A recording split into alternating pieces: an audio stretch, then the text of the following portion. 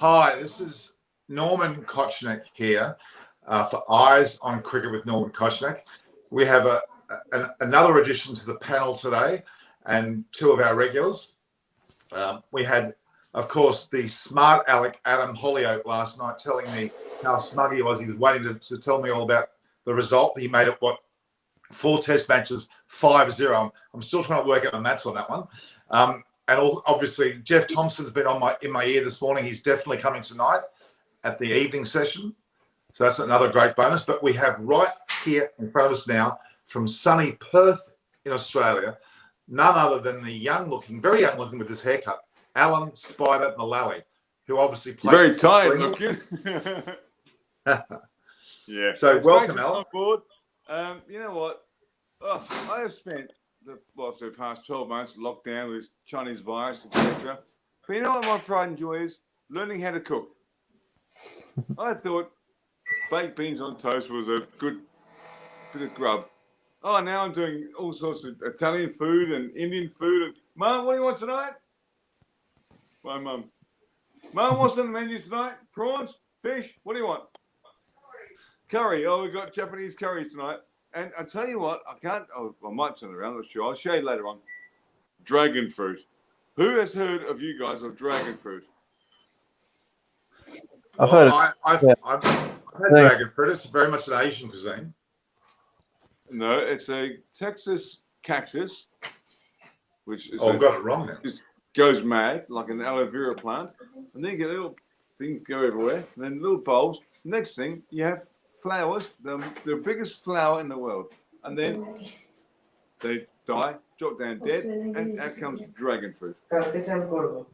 Wonderful. I'll show you. All right, so hang on a second. I'll just go through it. So Chris Vernon's here, who's still rather smug about his predictions, and I've also revealed on Eyes on Cricket with Norman Kochnick, we've actually revealed the true dimensions of his home behind those walls. He has literally a palace or castle covered in snow. It's all over. It's all over the net. It's all over YouTube. Chris's house is there. There are now more girls coming chasing him. It's outrageous. And INDvsENG, he's also in his Rajasthan style building, which is in Kolkata. It's like a king's palace, isn't it? Your home as well? No. You're crazy, right. Norman. Come on, let's start. Let's start, exactly. We've been 2 minutes 40. All right, guys. Ask a question. Go ahead. INDvsENG, who's your money on? Yeah. For the Pardon? test series. Not this game, the test series. Who's your money on? Definitely India. Definitely, I have my money on India, irrespective of the result of this test match. For the test series. Pardon? Yeah. For this game or the series? Test series. England definitely are favorites to win this test match, but India, I put my money on India to win the test series. My thinking is this. So I've been to Chennai. It's bloody hot. Oh, my Lord. There's 3 days between between this test and the Ahmedabad second test. Yeah. No, 3 days between this test and the second test in Chennai. If Colin flicks it up and goes, you know what? We'll have a bat, right? That's the series over. Because there's no way on God's earth, and I've been there, done that. Can Anderson at 38, 39, Jaffa Opera, the whole lot. No, you can't rock up and do it again. It's so draining. Hey, Chris, have you ever, I've been to Madras, I've been to Sri Lanka. Oh, man. I played a one-day game once, all right, with Goffey and obviously England. It's even. I lost 4 kilos in 9 overs. Oh my Lord! There's a guy. Oh God, what's he called? He had the pink hair. Norman. Yeah. He dyed his hair. He now lives in Australian bloke. Miller. Spin. Miller. Colin Miller. Colin Miller. Colin Funky Miller. They said to him with his dyed hair here in Australia, he goes, they said, how are you going to train? He said, in a sauna. Before he went to India. He took his bike to the sauna and trained on that. That's what it's like. My point being is you can't come from England where it's snowing to spend, 6 days, 10 days in isolation in a hotel room, then 3 days practice, to go and play Test cricket, starting in Chennai. Oh my Lord, you can't. All right, I'll just stop you there for a minute. I just want to set the scene here. Today is the 5th day of the Tests. England are in the ascendancy, you would argue. India need 381 or thereabouts to win the match, or to at least survive the day. The reality is that it's going to be very difficult on a turning wicket. I saw the comments from John Lewis, the bowling coach, last night. He made it very, very clear that the bowlers are well rested, well ready for this. He's very buoyant.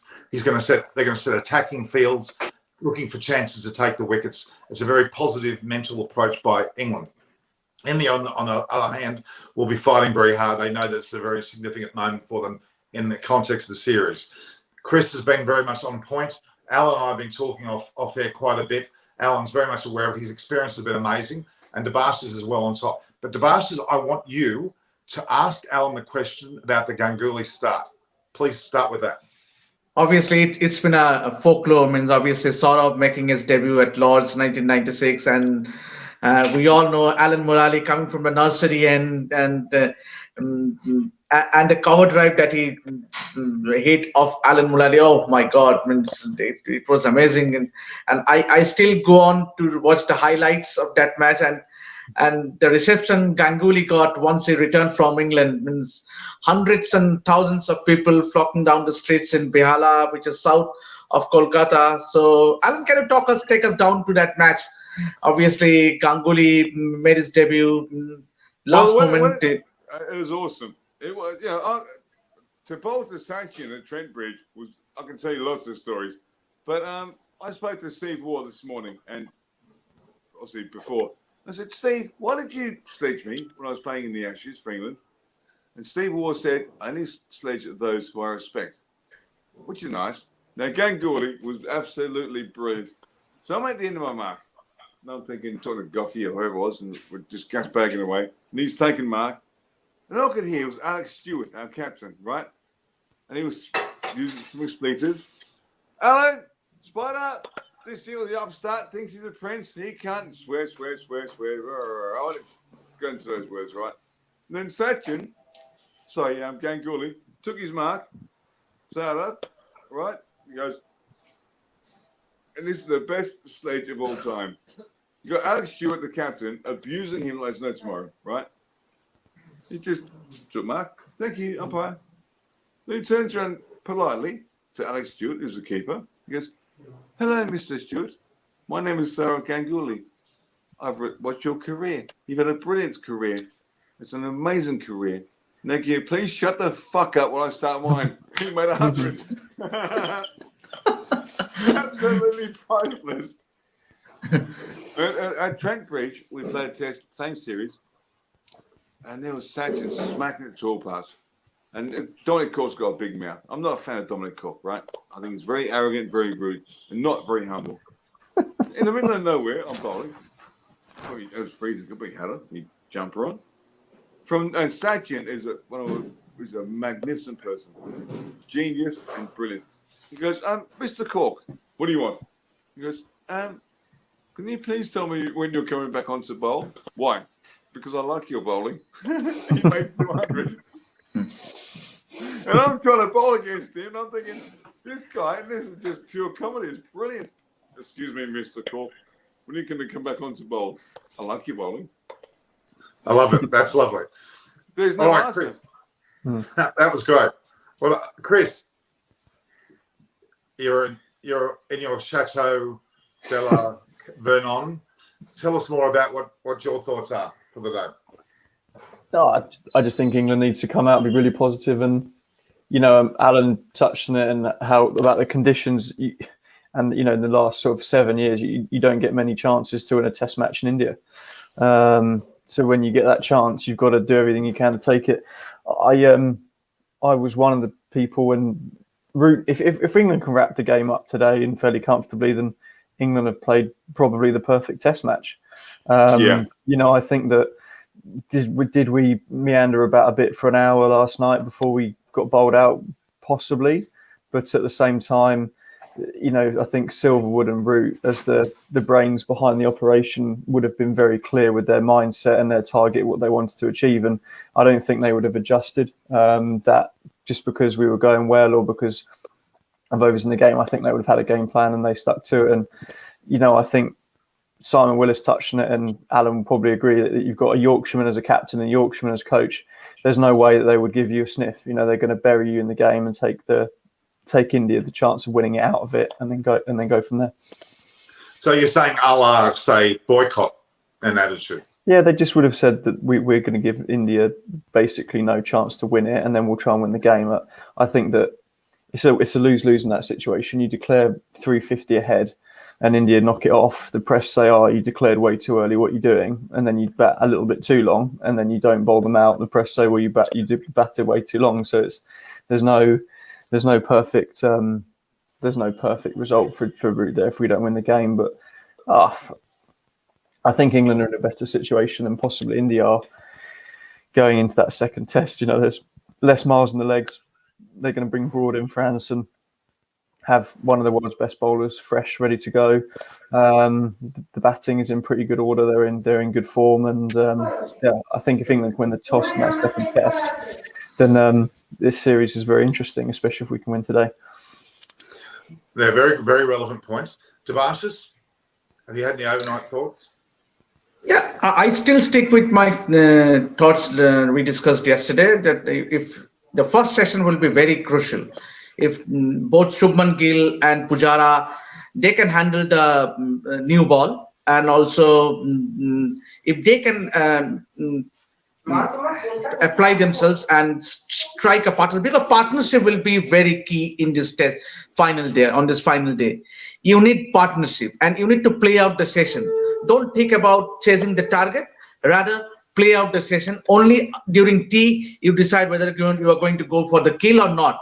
Because partnership, if India doesn't lose too many wickets in first hour, say maximum 1 wicket going into lunch, spot on, then game on, then we can see India, because with the likes of Rishabh Pant and Virat Kohli, all brilliant stroke players, we can very well see that another Gabba unfolding here at Chennai.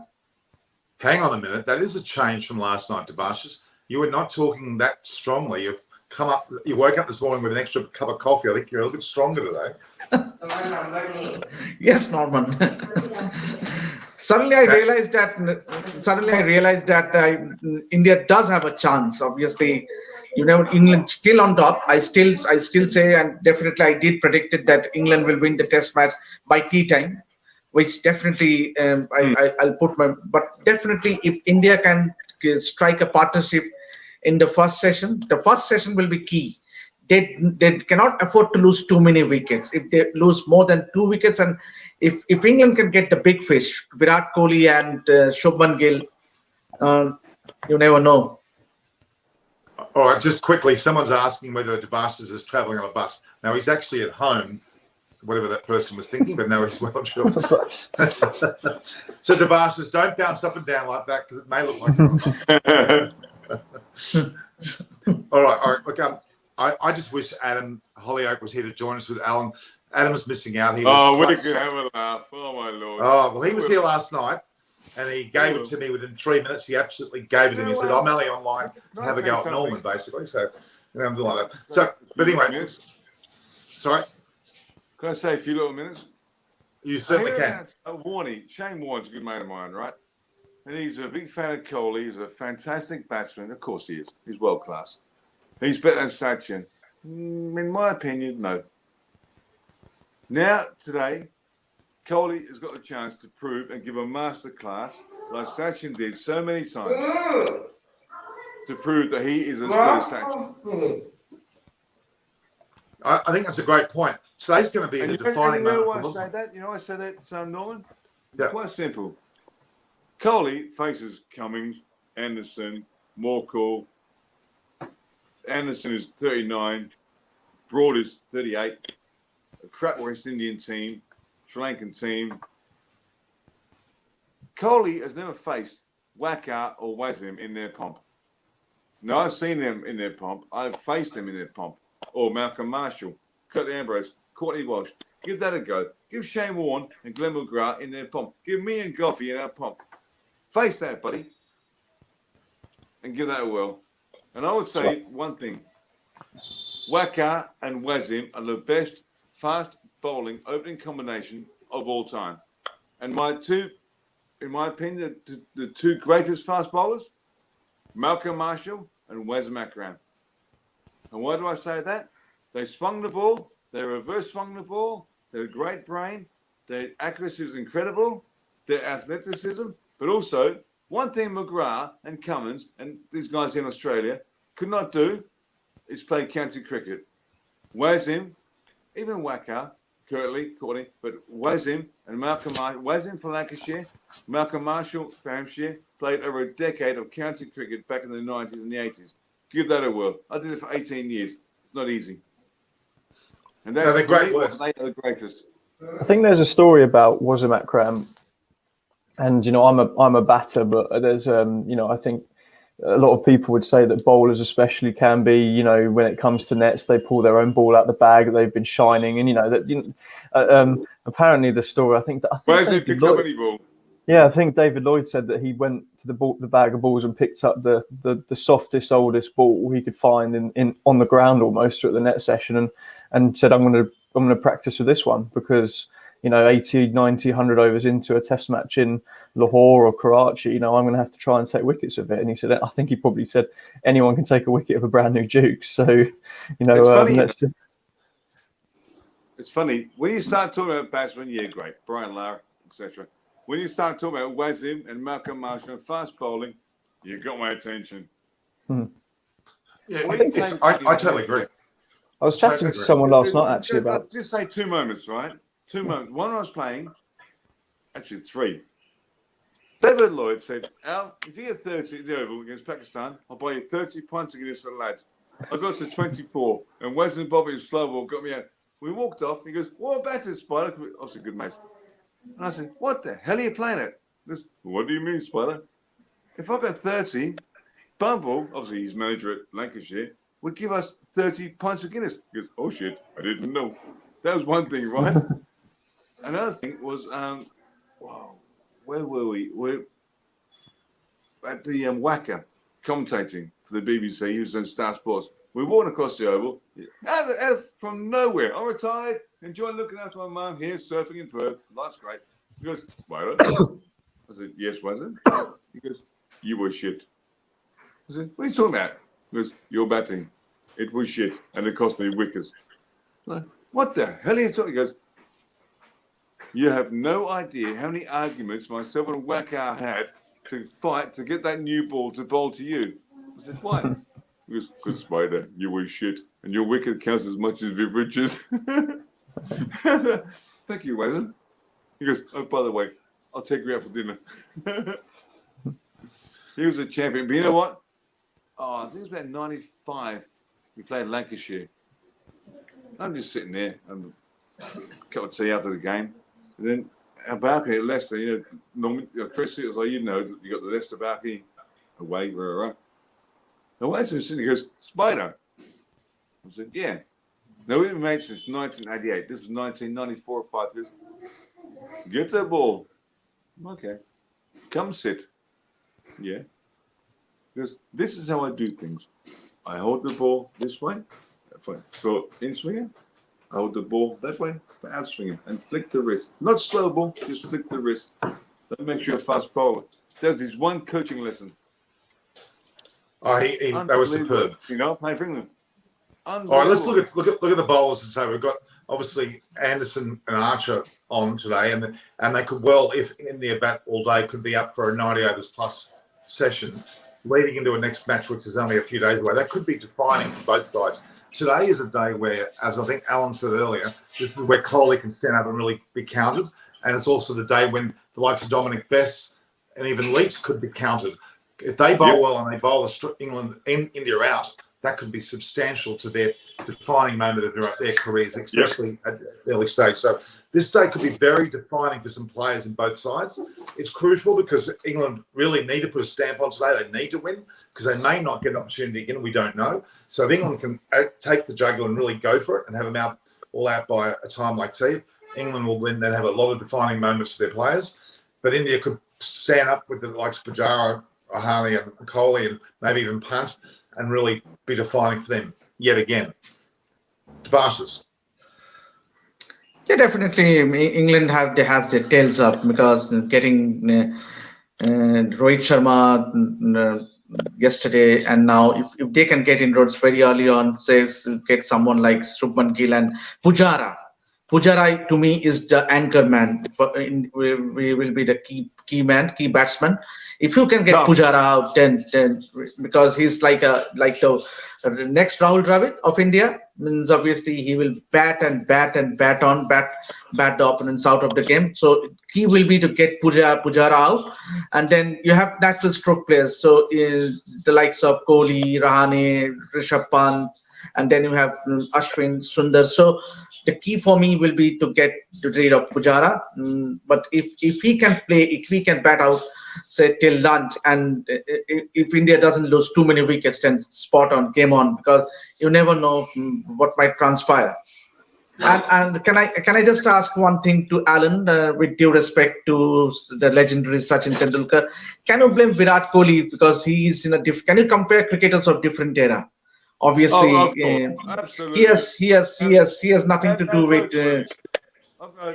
Kohli, I would love to bowl to him, and I think when he plays shots, I'm thinking, do I do in swing, out swing, bouncer? That's right. My point being is, he is brilliant. Sachin is brilliant. This wicket now is crumbling. It's turning. He got out from a bad shot in the first tee. I would love to see Kohli just take him apart, say, I am the best in the world. Because you got obviously Smith and the rest of them. It might upset a few people. Norman, I'm sorry. Chris, I'm sorry. My favourite team of the past year, and my mum that I love watching, it's not England I played for, Australia where I live, or the West Indies, it's India. I love watching India. And I really do. I love their gumption, their guts, their courage. Because when I was there in 1989, I was in Chennai. It was a different stadium and a big river. And oh my Lord, I was only a young kid with WA. The Camp Last Trophy against Tamil Nadu. Oh my Lord, the smell and the whole lot. It's India. To watch these guys do what they do now with their fielding and their batting, and I put a lot down to the guts of Kohli. I've watched him over the past few years. He's like, we are India, be proud, we're here to win. He's like a Shane Warne, as it were, where he's like, I'm not here just to make up the numbers, we're here to win. Or maybe a Steve Waugh. I think he's brilliant. But I guess what I'm trying to say is this. In the cricket I've watched, I've not seen him take a team apart. But I look at his record and think, this guy's good. But I've not, because we get different stuff here in Australia. So I've not seen Kohli, take a team apart. Maybe I should go on YouTube and watch the highlights because obviously his record is unbelievable. And he is dragged with Ravi Shastri, who's a good mate of mine, and the great bloke, that team up here. That's very true. Very, very true words, Alan. What I don't really understand is this test match thing, the best team in the world, where Australia can't go to South Africa. I think they should postpone this stuff for about 2 or 3 years until this Chinese coronavirus is gone. It is unfortunate that Australia's not playing. I also played for England. My favourite team in the world, especially after their tour to Australia, when Pujara got hit left, right, and centre, is India. They beat Australia with their second team. Then we find out Pujara is a boxer, the captain after Kohli is a martial artist. And even Washington, Sundar gets smacked 90 miles an hour. He goes, what you got next? When I play against India, they go down like a sack of flies. These guys are brilliant. I love watching it. They were magic. There's my mum in the background. They were magic, my mum said. Yeah. Well, I mean, I've been on the air before the show with Alan's mum and my mum, and that was a sweet moment. They had a good chat to each other. They showed each other's, like, I think Alan's mum's making a is it a Neuschwanstein Castle? Is that right? Yes, you do the jigsaw puzzle, yeah. Jigsaw puzzle, and my mother's paintings on the wall. That combination was quite a special moment to see them two talking. And what your mum paints is unbelievable. And to Barcy and Chris, I said, I'll tell you what, Norman, I will swap you my framed England blazer and cap and jumper for your mum's paintings for a year, because they are brilliant. Absolutely outstanding. We'll showcase them later. I've got one behind me, actually. All right. Got one there. I'll slightly just, I can't really, there we go. I can see one up there on the wall there, as you can see there. Okay, guys. Chris, it's now you're going to have to make your prediction. You've made it already last night. Mm-hmm. I want you to reiterate it, because I'm going to be putting it down with a felt pen and holding it up tonight, because tonight, and I'm going to make this very clear, if the Bastards gets everything connected from the extra time end, we're going to have an extravaganza on several platforms. We're going to have Jeff Thompson, hopefully Adam, Barry Knight. We might even throw Alan into the piece. We've got Pretty Upala coming from America. We've got everybody on deck. Simon Willis is going to be with us. It's going to be action-packed, and it's going to be a great night. And we hope to have a lot to talk about after a magnificent day today. So, I'm loving it, guys, by the way. Sure. And Norman, can you please do me one favour? So let me go in a second, right? Ask Jeff Thompson, can he still touch his toes? Alan Mulally said, can you do it? Oh, God, what's it now? About 15 years ago, 10 years ago, I was with him in a bar somewhere. I said, mate, seriously, you can't just fall off a surfboard and bowl quick. He goes, no, I chase holes. And you bowled that fast? I said, no, you can't. I said, can you touch your toes? I think he was about 55, 60, I don't know. It was a while ago. No, he did. It was palms like that, dunk on the floor, legs dead straight. He goes, yeah, guess I'm gifted. He brought me a beer. Unbelievable. He still looks 40, 35, at 35, 40. Still, and you know what? He is one of the funniest and nicest guys you'll ever meet. When he says something, he does it. He never shirks. If he says, I'm going to be there at that time, he does it. Not like, you talk about great cricketers. I know Zabasi and maybe Christian, these guys I have.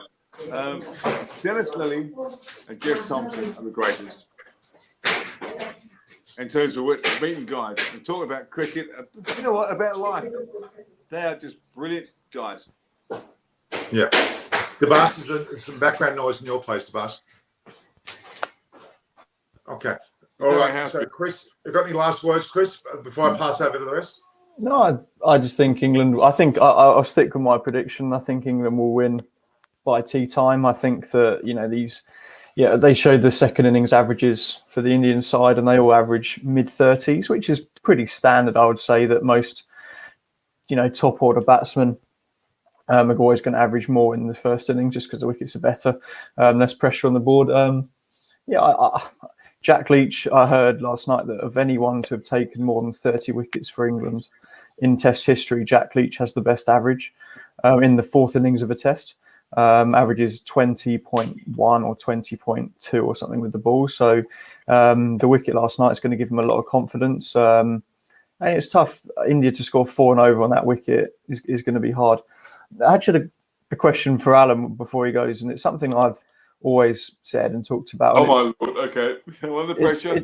It's slightly before my, I was born in the early 90s, but you touched on it, the best opening bowling combination, but do you think that Mike Atherton, and you probably play quite a lot of him, is one of the sort of most underrated opening batsmen there is? If just purely, he averaged 38, I think, in Test cricket, and if you look at the sides that he played against, every Test side had 2 guys that were unbelievable. You could look, Murali and Vast, you had Donald and Pollock, you had Wasim and Bakar, you had McGrath and Warren, you had Kirtley and Courtney.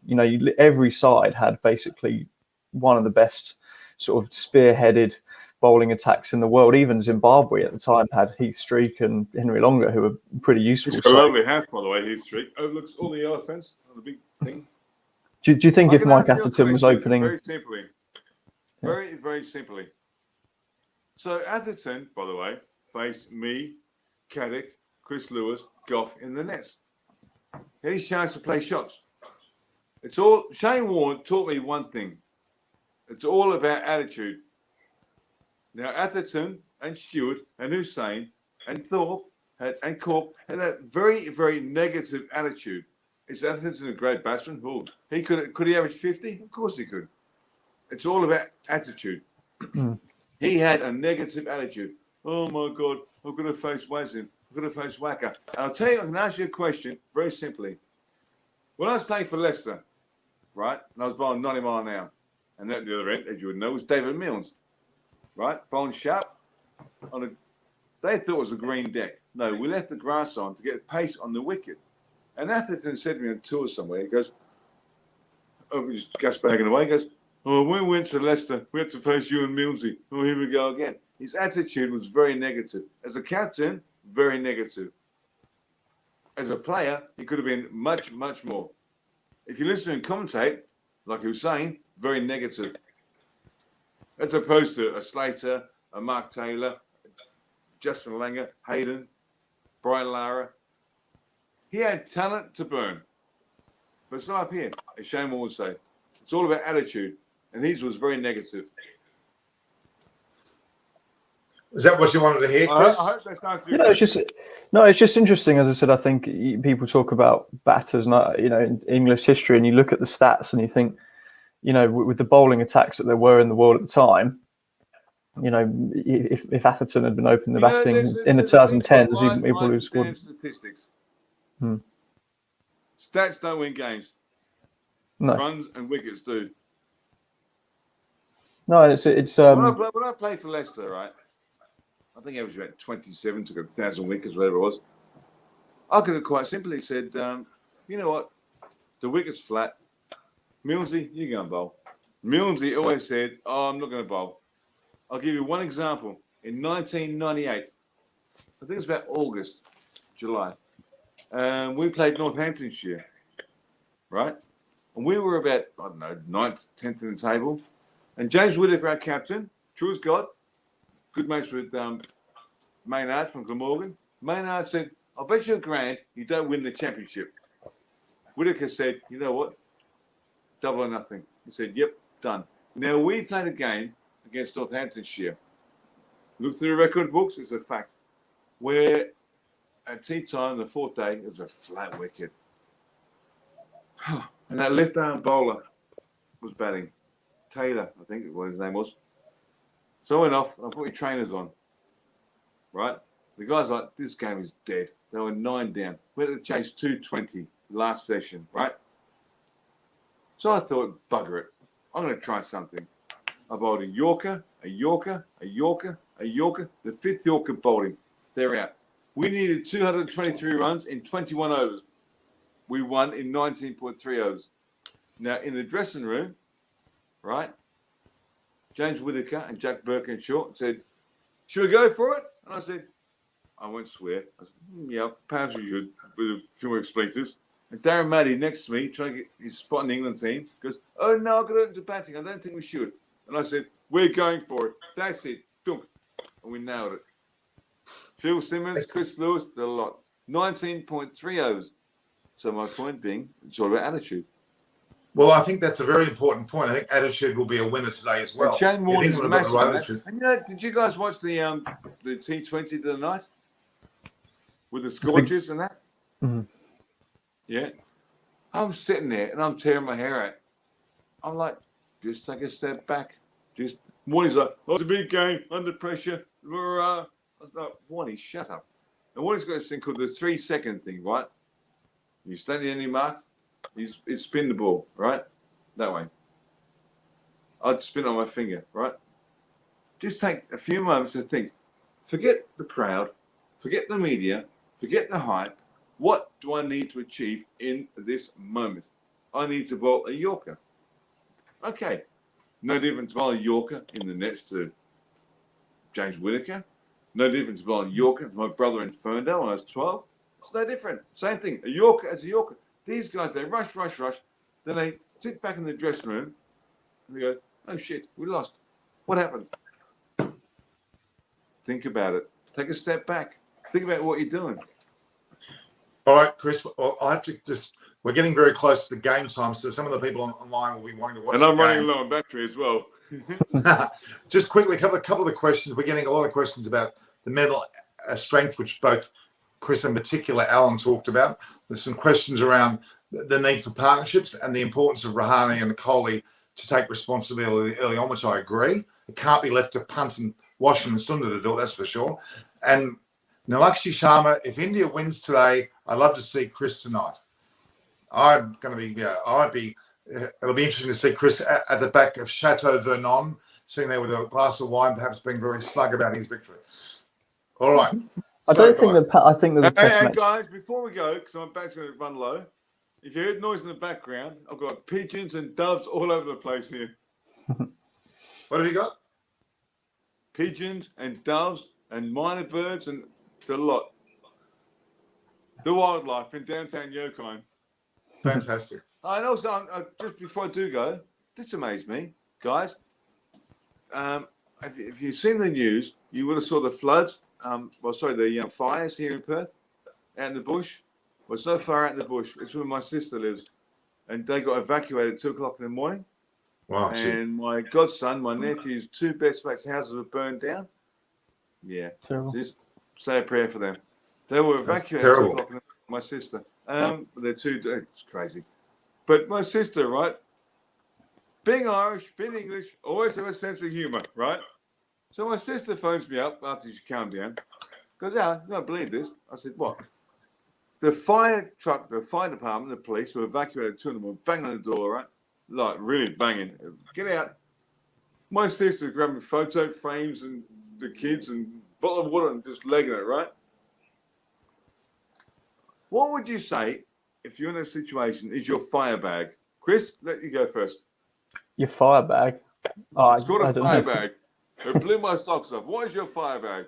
Well, I guess it's what you would take if you had to. What have you got? Like an emergency name bag? your objects, your prize, whatever, your I don't fire know. bag.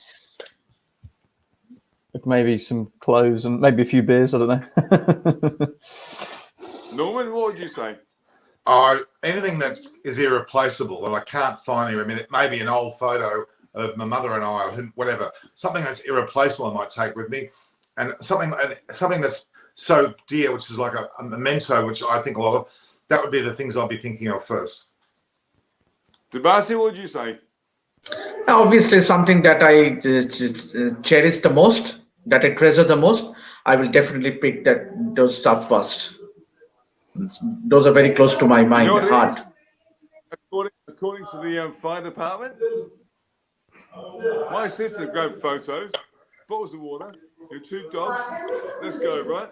You know what a fire bag is? No, I thought maybe a fire extinguisher, bottle of water, bit of food, right? Grab your mum, get your girlfriend, whatever. You know what it is? Your passport.